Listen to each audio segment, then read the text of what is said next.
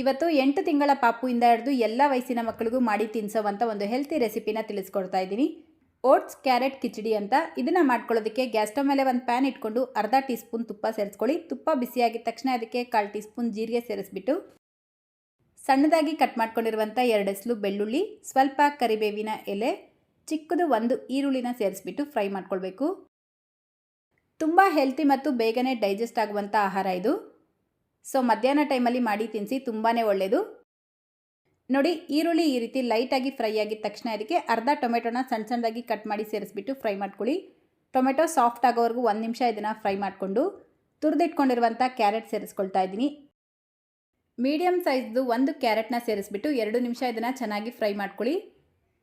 ಈಗ ಇದಕ್ಕೆ 3 table spoon oats ಸೇರಿಸ್ಬಿಟ್ಟು mix ಮಾಡ್ಕೊಳ್ತಾ ಇದ್ದೀನಿ. ಪ್ಲೇನ್ ಓಟ್ಸ್ನ ಉಪಯೋಗಿಸ್ಬೇಕು, ಯಾವ ಬ್ರ್ಯಾಂಡ್ ಆದರೂ ಉಪಯೋಗಿಸ್ಬೋದು.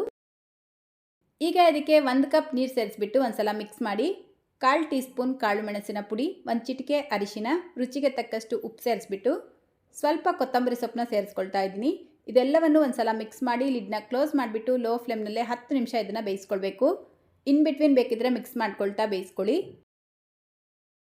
ಕರೆಕ್ಟಾಗಿ 10 ನಿಮಿಷಕ್ಕೆ ಕ್ಯಾರೆಟ್ ಮತ್ತು ಓಟ್ಸ್ ಚೆನ್ನಾಗಿ ಬೆಂದಿರುತ್ತೆ. ಈ ಕನ್ಸಿಸ್ಟೆನ್ಸಿ ಇರಬೇಕಾದ್ರೆ ಗ್ಯಾಸ್ ಫ್ಲೇಮ್ನ ಆಫ್ ಮಾಡ್ಕೊಳ್ಳಿ. ಸ್ವಲ್ಪ ತಣ್ಣಗಾದ್ಮೇಲೆ ಮ್ಯಾಶ್ ಮಾಡಿಬಿಟ್ಟು ಅಥವಾ ಬ್ಲೆಂಡರ್ ಜಾರ್ಗೆ ಹಾಕಿ ಬ್ಲೆಂಡ್ ಮಾಡಿಬಿಟ್ಟು ಬೇಕಿದ್ರೂ ತಿನ್ನಿಸ್ಬೋದು, ಅಥವಾ ಇದೇ ರೀತಿ ಬೇಕಿದ್ರೂ ತಿನ್ನಿಸಿ.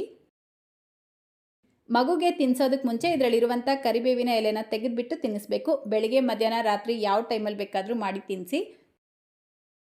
ಇದನ್ನು ಪ್ರತಿದಿನ ಬೇಕಿದ್ರೂ ತಿನ್ನಿಸ್ಬೋದು, ಅಥವಾ ಒಂದಿನ ಬಿಟ್ಟು ಒಂದಿನ ಬೇಕಿದ್ರೂ ತಿನ್ನಿಸ್ಬೋದು. ಸೊ ಇವತ್ತಿನ ರೆಸಿಪಿ ಇಷ್ಟ ಆಗಿದ್ರೆ ಲೈಕ್, ಶೇರ್, ಕಮೆಂಟ್ ಮಾಡೋದನ್ನ ಮರಿಬೇಡಿ. ಇದೇ ರೀತಿ ಮತ್ತೊಂದು ರೆಸಿಪಿಯೊಂದಿಗೆ ಸಿಗೋಣ. Thank you.